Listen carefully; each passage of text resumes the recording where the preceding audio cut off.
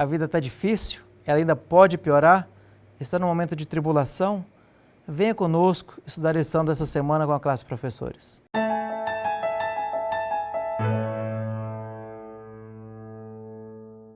Já estamos na lição de número 11, lá no finalzinho da lição, já quase no final da lição, mas ainda temos mais 2 semanas depois dessa para estudar e depois novos trimestres, estaremos sempre aqui trazendo a lição para você. Mas esse estudo, ele não substitui o seu estudo diário, todo dia pega a sua lição, pega a sua Bíblia e vai ter o seu momento com Deus. Estamos na lição de número 11, que tem como título Tribulações, mas antes de iniciar o estudo, eu vou pedir para o Dr. Vanderlei, que está aqui do meu lado, para ele iniciar o estudo com uma oração. Vamos orar. Querido Pai Celestial, muito obrigado mesmo, porque agora temos o privilégio e a alegria de recapitularmos essa linda lição desta semana. A despeito dos problemas, das dificuldades, das tribulações em nossa vida, nós temos esperança, a certeza de que o Senhor pode nos ajudar em tudo. Algumas pessoas estão, nesse momento também, estudando conosco, alguns atravessando dificuldades as mais diversas e queremos pedir que o Teu Santo Espírito esteja conosco ao abrirmos agora a Tua Palavra, é o que te pedimos, em nome de Jesus. Amém. Amém. Estamos na lição de número 11, como já falamos, falando agora sobre tribulações. Ninguém gosta, né, de viver problemas, crises, momentos difíceis, mas Deus pode usar as situações parecidas para fortalecer nossa fé. A lição dessa semana, ela traz para a gente uma história que eu achei maravilhosa. Uma garotinha estava andando com seu pai e estava aquele tempo feio, vários trovões, relâmpagos, e todo momento ela parava e sorria. E o seu pai ficou curioso e queria saber por que ela estava sorrindo. Ela falava assim: papai, porque Deus está tirando foto de mim. A cada vez que ela via um relâmpago, ela achava que era Deus tirando foto dela. Como que você vê os seus problemas? Como que você vê as suas tribulações? Você vê com um pensamento positivo ou com um pensamento negativo?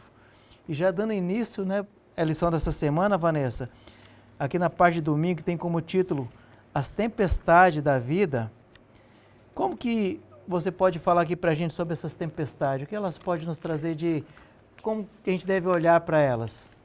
Então, o contexto que traz da tempestade da vida no literal, que foi quando Jesus esteve, está aqui registrado na Palavra de Deus, que foi ali em Marcos 4:35, que traz aquele momento onde Jesus, após ter pregado, foi para outra margem, provavelmente o tempo estava fechando, se não, Jesus sabia que ia chover e mesmo assim falando, vamos.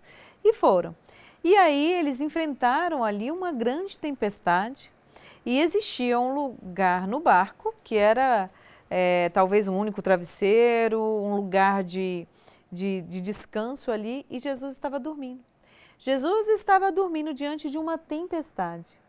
Imagine a situação e como estavam os discípulos naquele momento. Eles estavam aterrorizados, achavam que iam morrer e Jesus dormindo. Nossa, aquilo foi muito forte para os discípulos, dizer assim: Jesus, você quer que a gente morra? O Senhor pode fazer alguma coisa.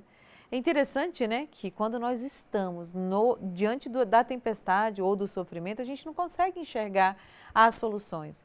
A neurociência explica isso porque a gente ativa uma amígdala aqui, lá no centro do cérebro, uma amígdala bem pequenininha, que é de ação para defesa ou ataque. E você passa a ter medos irracionais, mesmo diante de uma situação que poderia ser resolvida. Jesus estava ali. Jesus não estava com a amígdala ligada, ele estava completamente pleno, no controle. E às vezes na nossa história de vida, o nosso barco está assim numa tempestade terrível e a gente não consegue ver solução e pensa: Senhor, o que o Senhor está fazendo? Para onde eu vou? O Senhor não vai mandar uma resposta, não vai acalmar a minha situação? Eu lembro de um momento muito difícil na minha vida, eu cheguei e um irmão chegou assim: e aí, Vanessa, como que você está? Eu falei: não, está difícil, muito difícil. Ele falou: amém. Eu falei: como assim? Ele falou: olha, se você já está na tempestade, é porque a bonança está chegando. Agora, e quem nem entrou na tempestade ainda? Como que pode ser? Você está melhor do que eu. E naquele momento eu ri, a gente riu da situação, mas é verdade, é isso mesmo. Então, quando os discípulos estavam ali, a reação deles foi de medo, foi de pavor e não conseguiram entender o que Jesus estava querendo dizer. E aqui eu pergunto para você: como que nós ficamos diante das dificuldades da vida, das tempestades da vida? Quando eu passo por elas, eu consigo enxergar que Jesus está ali me dizendo, calma, está tudo bem, eu estou aqui com você. Mesmo que pareça que Jesus está dormindo e que não está nem aí para a sua situação, como que eu enfrento uma situação difícil, uma tempestade? Simplesmente confiando e descansando nele. É difícil, né? Diante de um monte de problema, você falar assim, vou descansar? Descansar? Como assim? A bonança está chegando, a luta é grande. Mas se você está na tempestade, Jesus já está trazendo a bonança. Pode confiar. Exatamente. E aqui, doutor Vanderlei, na lição de segunda, temos, quando Jesus esteve aqui nessa terra, né, ele caminhava aqui, as pessoas se encostavam nele, as pessoas tocavam em Jesus, e aqui a lição de segunda, ela traz dois toques diferentes, o toque casual e o toque da fé. Qual a diferença desses dois toques? Então, essa lição é maravilhosa, né? É aquela experiência daquela mulher, está registrada em Marcos, no capítulo 5, a partir do verso 31, mas essa mulher, ela padecia há 12 anos de uma doença que, o próprio texto bíblico diz que ela perdeu recursos porque os médicos não encontravam solução. E ali, a partir do verso 32, ela chega para Jesus e ela toca as vestes de Jesus. E Jesus diz então, ali no verso 31, no verso 30, quem tocou na minha roupa? Os discípulos então responderam, o Senhor está vendo que a multidão o aperta e ainda pergunta quem me tocou?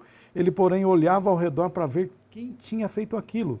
Então, a mulher que tinha tocado, amedrontada e trêmula, ciente do que lhe havia acontecido, veio, prostrou-se diante de Jesus e declarou-lhe toda a verdade. Então, Jesus lhe disse, filha, a sua fé salvou você. Vá em paz e fique livre desse mal. Sabe, quando Jesus criou o ser humano, ele criou o ser humano perfeito, sem nenhuma mácula do pecado.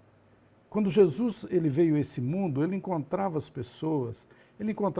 pessoas que não conseguiam falar, que não conseguiam andar, doentes. E sabe, Jesus olhava para aquelas pessoas com compaixão, porque ele disse, não foi isso que eu criei. Eu não criei um homem desse jeito.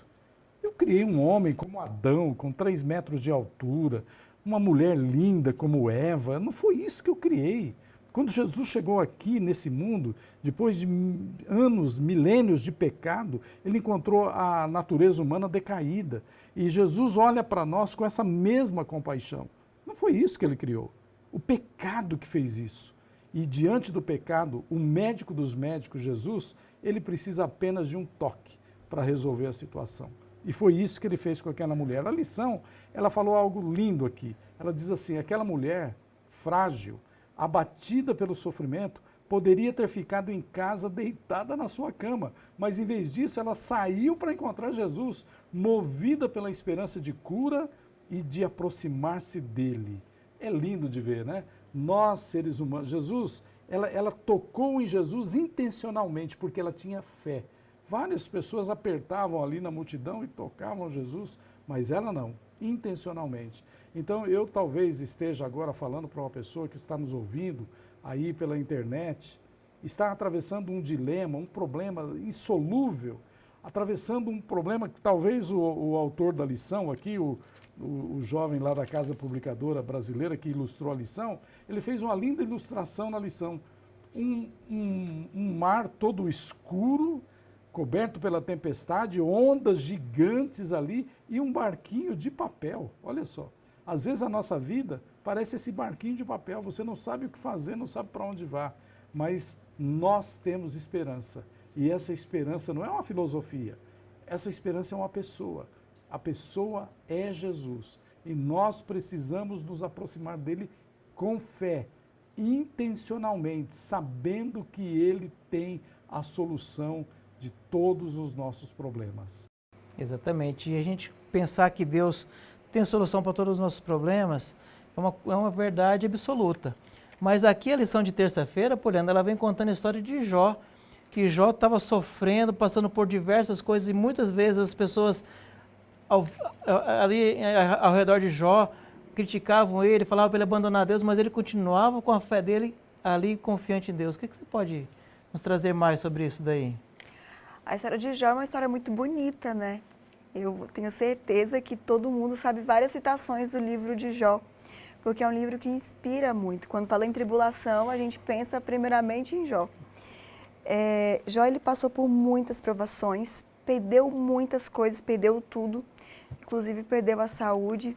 E quando ele já estava lá no fundo do poço, ele ainda teve que conviver com pessoas que falavam tantas coisas para ele. Eu não consigo imaginar a cabeça dele. A Vanessa, que é dessa área aí, será como que ficou a mente de Jó nesse momento, né? Com tanta gente falando tantas coisas, mas sabe o que eu acho muito importante para o ser humano? Conhecer a Deus e se conhecer. O autoconhecimento, ele é uma coisa incrível e faz muitas coisas. Conhecer do que você é capaz, conhecer do que você não é capaz, conhecer suas limitações, isso não é ser um fracassado, é reconhecer quem de fato você é, a sua capacidade e a dependência que nós temos de Deus. Jó, ele conhecia a Deus e ele conhecia também quem ele era. E por isso que muitas coisas do que os amigos dele falavam, não atingia ele completamente, porque ele sabia quem ele era de fato.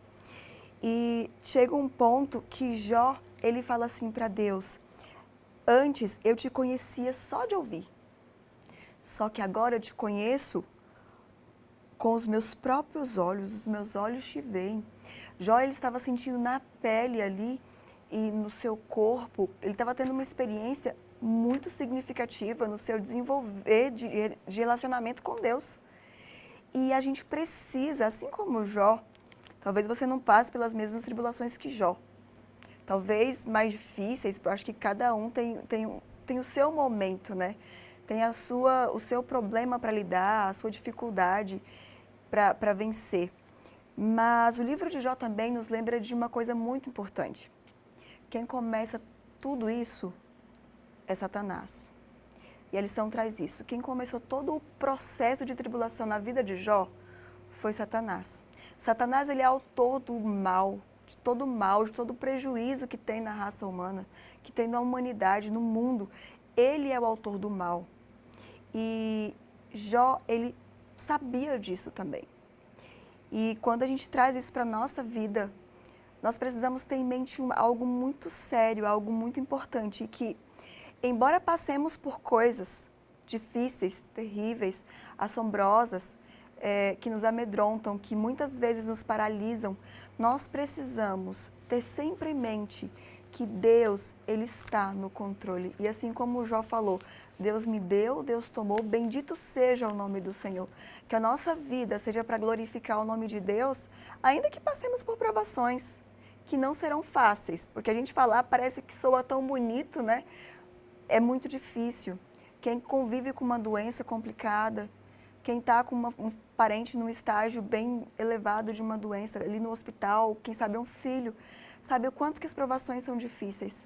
Mas ainda que passemos por terríveis provações, não devemos esquecer de que Deus, ele está no controle, assim como esteve no controle da vida de Jó. Exatamente. E saímos lá da história de Jó e agora entramos no caminho de Emaús, né, Vanessa? E como que a história no caminho de Emaús explica a nossa dificuldade em reconhecer a presença de Deus nos momentos de sofrimento e dúvida? Quando nós estamos em situação de frustrados ou nos sentindo adoecidos ou sofridos, a gente perde um pouco a percepção da realidade. Nós chamamos isso às vezes de distorção ou dissociação. Se a gente analisar aqui os discípulos, eles passaram por tantas coisas, né? Eles viram todos os milagres de Jesus, depois acompanharam o Getsêmani, todo o sofrimento, aí depois passaram ali por todo aquele processo de o véu se rasgar, as pessoas ressuscitaram. Foram muitas experiências em pouco tempo, que não foram organizadas direitinho no cérebro, mas ao mesmo tempo que eles estavam ali, esses seguidores de Jesus, estavam decepcionados, porque eles achavam que Jesus iria estar ali no tempo deles, trazendo um novo rei, um novo reinado, e agora ele está morto, e agora ele ressuscitou, mas eu não sei o que é para fazer. Tinha muita situação ali de conflito, e uma tempestade mesmo, um conflito muito grande na cabeça de cada um deles. Mas se a gente estivesse lá, nesse caminho de Emaús, tem muitos detalhes, daria aqui muito tempo para a gente falar, mas eu quero só trazer aqui para vocês. Será que se nós estivéssemos ali como os discípulos, abatidos, cansados, com tanta experiência acontecendo, assim uma atrás da outra, como nós estaríamos também? E aí a pergunta, né, que Jesus faz para eles, né? Por que vocês estão assustados? Por que surgem tantas dúvidas no coração de vocês? E é quando Jesus diz isso, e ele respeita, o que eu acho fantástico nessa nossa relação com Deus, é que ele respeita o nosso jeito de funcionar e às vezes as nossas dúvidas. Ele não criticou Tomé por ter duvidado. Ele só apresentou as provas para Tomé. Olha que fantástico.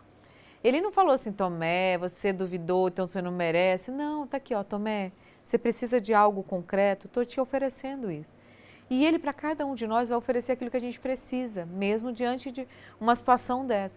Sabe aqueles momentos da vida que você fala assim, a cada dia, você está vivendo cada dia seu próprio mal, como a própria Bíblia diz, mas o mal está se multiplicando a cada dia e você não sabe mais o que fazer? A Bíblia diz, e o caminho de Emaús resolve isso para a gente, faz a gente entender que diante da dúvida ou do sofrimento, nós vamos ter dificuldade sim, de enxergar o agir de Deus, de enxergar a proposta que Deus tem para nós, ou o futuro que se revela porque a gente está imerso dentro da dor ou da dúvida. Isso é natural do ser humano. Mas Deus nos compreende de tal forma que Ele vem até nós, como Ele fez com os discípulos no caminho de Emaús, para dizer, ei, está tudo certo, ó, estou aqui e está dando tudo certo, pode confiar, vocês vão ter ânimo e não se desanimem porque vai passar. A mesma coisa Jesus está dizendo, que diante da sua situação, mesmo sofrimento, abatido, o que quer que seja, nossas situações, Ele vai até nós e vai fazer a mesma coisa que fez em Emaús, trazendo para a gente e perguntando, por que você está duvidando? Por que tanto sofrimento? É difícil mesmo, gente, no sofrimento enxergar a ação de Deus. Mas Ele está presente, mesmo quando você não consegue perceber, porque a dor é muito forte. Mas confie, Ele está lá. Sim, Jesus está conosco o tempo todo, né? Não importa a circunstância, não importa o momento, Ele está aí. Mesmo que às vezes você pareça que não está sentindo a presença dEle, Ele está aí. Doutor Vanderlei, já entrando aqui na parte de quinta-feira, aqui traz o relato do sonho. Qual a condição necessária para que a pessoa deixe o estado de desespero e encontre paz e segurança na presença de Jesus? Muito bem. O título desse dia, né, dessa quinta-feira, Olhe para Jesus. É difícil olhar para Jesus. Como você disse também, as pessoas não podem ficar só fazendo a lição pela internet, né? Tem que ler a cada dia, estudar. Então, nessa quinta-feira, é relatado aqui um sonho que Ellen White, ela teve quando era bem jovenzinha, aí, menos 20 e poucos anos, que está registrado no livro Primeiros Escritos. E ao ler ali aquele sonho que ela teve, ela foi levada à presença de Jesus e ela estava aterrorizada de muito medo. E quando ela olhou para Jesus, ela tirou até os olhos de Jesus, tão penetrante era o seu olhar. E aquele olhar que diz ela, que reconhecia todos os capítulos da sua vida, mas ele encorajou a ela a olhar para ele e ele disse, não tema. Quando ele disse, não tema, ela se encheu de esperança. E ela narra aqui no finalzinho, né? O olhar amorável de Jesus estava sobre mim e seu sorriso me enchia de alegria a alma. Sua presença despertou em mim uma santa reverência e um amor inexprimível. Esse sonho me deu esperança e fé, e a beleza e simplicidade de confiar em Deus começaram a raiar em minha alma. É lindo demais. Nós atravessamos dificuldades, problemas, e às vezes Jesus está tão ao nosso lado, né, e nós nem percebemos.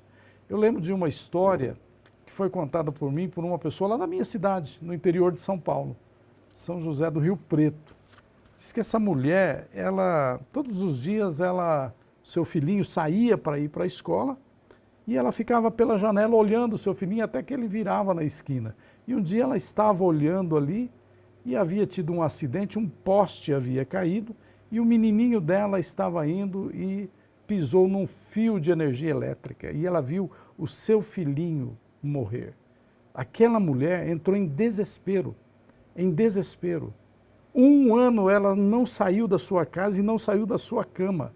Ela pedia a morte para Deus, até que uma mulher foi visitar ela e abriu a palavra de Deus para ela. E aquela mulher começou a ler a palavra de Deus e ela começou a ter esperança de que um dia ela veria aquele bebezinho, aquele filhinho dela na ressurreição. E ela lhe deu esperança e ela começou a assistir à Igreja Adventista ali em São José do Rio Preto. E daquela família saiu o nosso querido pastor conhecido, o pastor Fernando Iglesias, muito conhecido aqui no Brasil inteiro e até fora do Brasil, porque um dia alguém abriu a palavra, aquela mãe desesperada que queria morrer, e ao abrir a palavra de Deus para ela, ela acreditou que Jesus poderia trazer o seu filhinho de volta, se ela acreditasse. A sua vida passou a ser uma vida de esperança, e aquela mulher, através da sua família, levou o evangelho para muitas outras pessoas, como a gente conhece o pastor Fernando, a sua família, quantas pessoas têm levado a Cristo, porque um dia alguém levou esperança para aquele coração dilacerado. Exatamente. Muitas vezes a gente fica aqui parado, esperando o nosso irmão fazer alguma coisa, outras pessoas, mas devemos partir de nós mesmos, através do nosso exemplo, através da maneira como a gente age com as pessoas na nossa vizinhança, no nosso trabalho, e as pessoas vão ver que nós somos pessoas diferentes e vão querer saber qual é o motivo. E aí é o momento de você trazer uma palavra de esperança, uma palavra de paz, porque muitas vezes a pessoa só está esperando aquilo ali, né? Aquela mulher só estava esperando isso para tudo mudar na vida dela e da família dela. Depois das próximas gerações todas, através de alguém que trouxe a Bíblia para ela, tudo foi mudado. E também você pode ser esse início da partida. Poliana, você pode fazer aquele fechamento para a gente, para os nossos amigos que nos acompanham? Sim. Queria contar uma experiência minha. Alguns anos atrás, eu passei por uma situação bem complicada, emocionalmente. E eu me lembro que eu passava noites, em claro, ficava muito tempo sem dormir, eu não conseguia dormir, eu não conseguia comer, eu não conseguia sair de casa.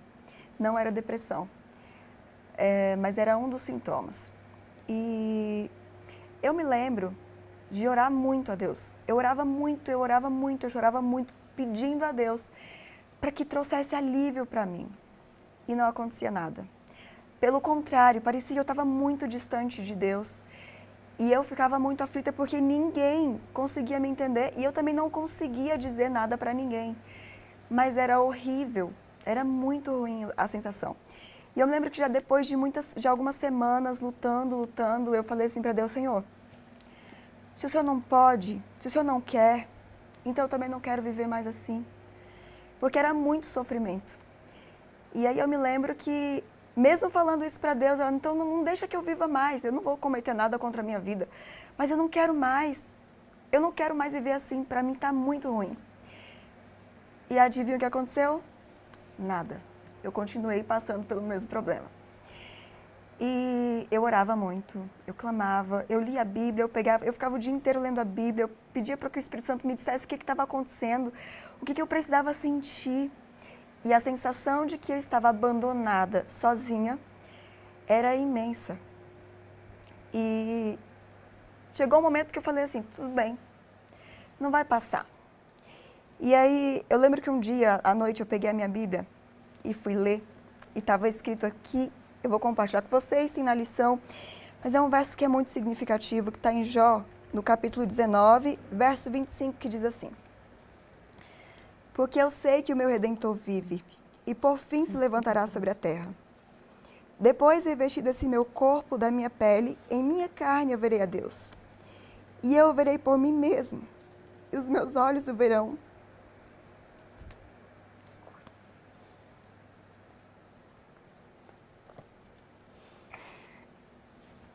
Quando a gente vê a experiência na prática da nossa vida e a força da palavra de Deus, é isso.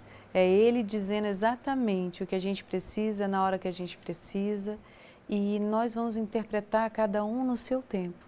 Assim como a Poliana está mostrando aqui para a gente, como foi essa resposta e como isso é tão significativo para ela, você também tem a sua, eu tenho a minha, nós todos temos. E aqui agora nós temos a oportunidade, passamos a oportunidade para você também contar a sua história para a gente.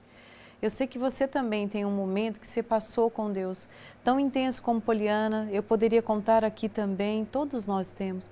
Mas o testemunho tem um poder muito grande, a palavra fica viva quando testemunhamos.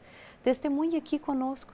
Aí mesmo, nos comentários que seja, testemunhe o que você viveu e a vontade que Deus tem na sua vida, assim como ela acabou de fazer, mesmo que tenha doído para ela, mas está aqui.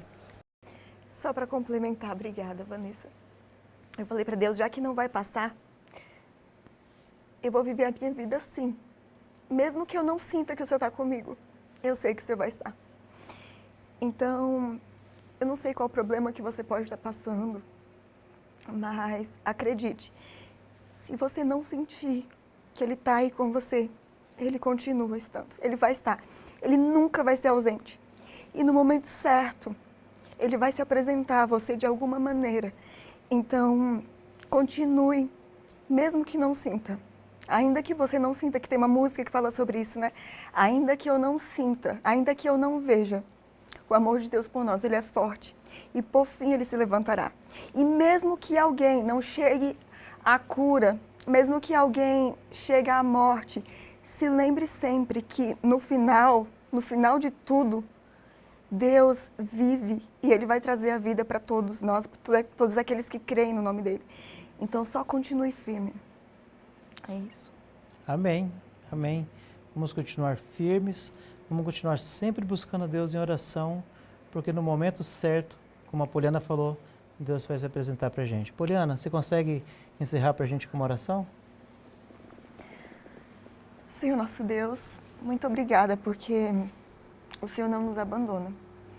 O Senhor deixou, inclusive, muitas passagens na Bíblia que nos mostra que o seu amor por nós é forte, que o Senhor vive e reina e que por mais que passemos por tantas coisas, o Senhor vai estar lá.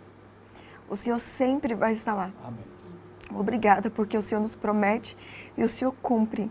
Sabe, o nosso sentimento às vezes bagunça tanto a nossa ideia de quem o Senhor é e de onde o Senhor está. Mas muito obrigada porque mesmo quando temos o sentimento de estar abandonado, o Senhor está lá e nos aperta, nos abraça e fala conosco através da Bíblia, da Tua Palavra, que o Senhor está perto e presente. A minha oração agora é por aqueles que estão passando por problemas e dificuldades, que a Tua Palavra preencha a vida dessas pessoas de maneira que elas tenham um encontro contigo como eu tive e como várias pessoas tiveram. Em Teu nome nós oramos sempre. Amém. Amém. Amém. Obrigado mais uma vez pela sua companhia. Continue estudando a sua lição, continue estudando a sua Bíblia e nos vemos até a semana que vem.